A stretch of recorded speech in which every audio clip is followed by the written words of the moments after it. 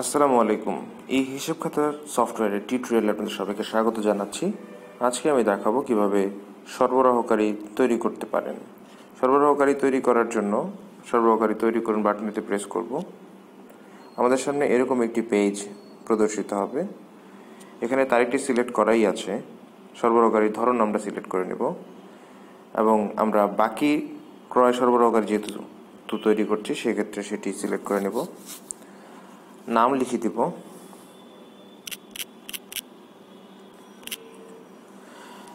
নাম লিখার পর আমরা নিচে দেখতে পাবো হিসাব শুরুর টাকা।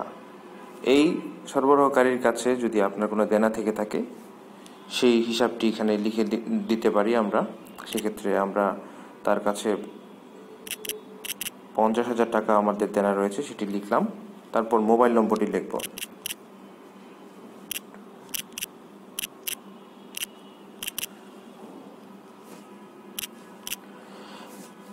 ঠিকানাটি লিখে দিব।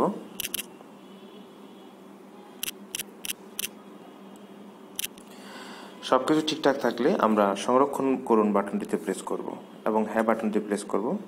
দেখুন আমাদের সরবরাহকারী তৈরি হয়ে গেছে। নিচে দেখতে পাবেন সরবরাহকারীর আইডি নম্বর, হিসাব শুরুর টাকা, মোবাইল নম্বর এবং ঠিকানা। এভাবেই আমরা সরবরাহকারী তৈরি করতে পারি। ভালো থাকবেন। ধন্যবাদ।